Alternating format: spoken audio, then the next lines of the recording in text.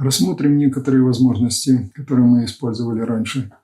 Показали возможности дробей для решения некоторых задач. Некоторые задачи будут очень простые для того, чтобы понять, каким образом это все мы будем выполнять без слишком большого усложнения. Ну, к примеру, вот такая задачка простенькая, которую решит любой школьник, элементарная. Есть у нас провод длиной 100 метров, который мы должны разделить на куски по 10 метров.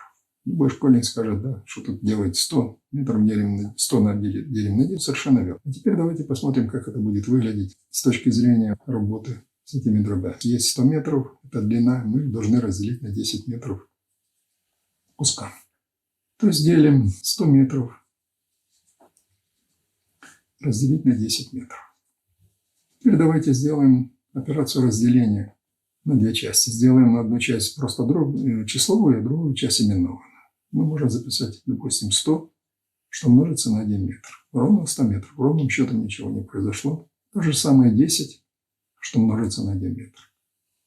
И таким образом мы видим, что вверху и внизу у нас будут дроби, которые состоят, вверху часть будет одно число множится на какую-то именованную величину, и внизу в знаменателе тоже число, что множится на именованную величину. Обратим внимание, что эти величины, которые имеют размерность, одинаковые.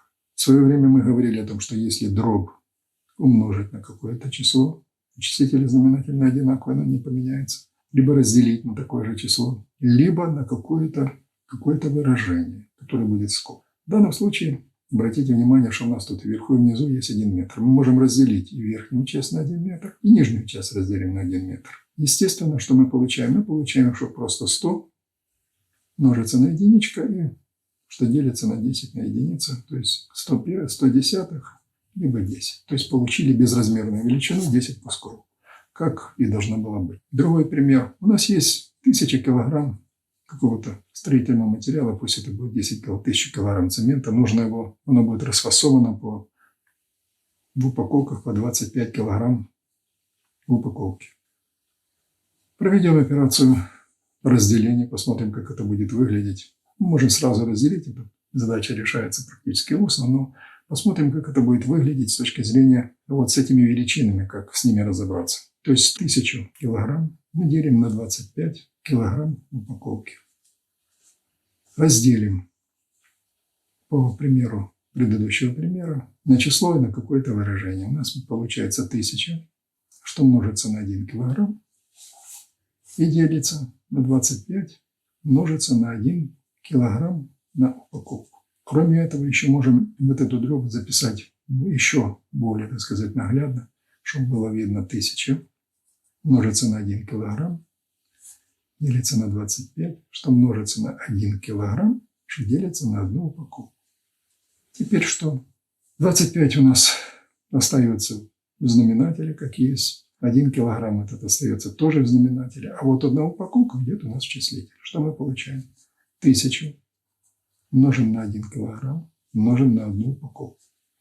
Делится на 25, что множится на 1 килограмм. Тут килограмм. Есть вот такие выражения, которые являются множителями. У нас один из этих множителей есть 1 килограмм, который можно просто-напросто разделить и числитель и знаменатель на вот этот множитель. Вместо него записываем единичку, мы получаем 1000, что множится на одну упаковку и делится на 25. То есть получаем просто 40 упаковок. То есть ничего не выбрасывая из этого выражения. Все остается. Мы получили именно тот результат, который ожидали. То есть 40 упаковок. Другой пример. Есть у нас резервуар объемом 200 литров, который наполняется со скоростью 10 литров в минуту. Нужно выяснить, через какое время он, будучи пустой, наполнится с помощью вот этого наполнителя. Мы должны тогда этот объем 200 литров разделить на 10 литров в минуту. Я буду сокращенно им писать. Опять разделим и сделаем числовое выражение, что множится на какое-то именное имя и с именем. И здесь 10, что множится на 1 литр в минуту. Вы будете уже если освоитесь с этим, будете проще это дело, не будете расписывать так, как я. Но в любом случае я показываю, каким образом это идет последовательность. 1 литр делается на 1 минуту. Видите? Что у нас получается в конечном итоге? В числителе мы получаем 200, что множится на 1 литр, так оно и остается. В знаменателе 10, что множится на 1 литр, а вот эта 1 минута, она уходит наверх. Имеем, так сказать, числовые выражения, значения и какие-то имени и выражения, которые имеют имена. Обратите внимание, что тут 1 литр и 1, тут литр есть. Мы можем сократить вот эту всю дробь на 1 литр здесь и здесь, получим вместо этого единичка. Здесь единичка, то есть мы получаем 200, что множится на единицу, множится на 1 минуту и делится на 10, что множится на единицу. Единицу не учитываем, 200 делим на 10, получается 20 минут. То есть не выбрасывая ни одного из этих выражений, именных выражений, мы полностью все сократили, увидели, что где-то оно сократилось. В конечном итоге получили тот результат, который ожидали. То есть именно 20 минут. Именно время. Приведем другой пример. Хотим выяснить, насколько скорость, первая скорость, которая едет автомобиль со скоростью 108 км в час, больше, чем скорость скутера или мопеда, который едет со скоростью 10 метров в секунду. Мы могли бы, так сказать, сразу привести вот это выражение скорости, потом разделить, но давайте посмотрим, как это будет выглядеть, если мы полностью будем идти с этими выражениями, поставим, как они есть. То есть мы должны 108 километров в час поделить на 10 метров в секунду. Проведем преобразование для того, чтобы освободить величины, которые имеют размерность, и обычные дроби. То есть 108 множится на 1 километр, что делится на час. Внизу 10, что множится на 1 метр, что делится на секунду. Еще, так сказать, более наглядно сделаем. То есть 108 умножим на 1 километр, что делится на 1 час. И внизу 10, что множится на 1 метр, что делится на 1 секунду.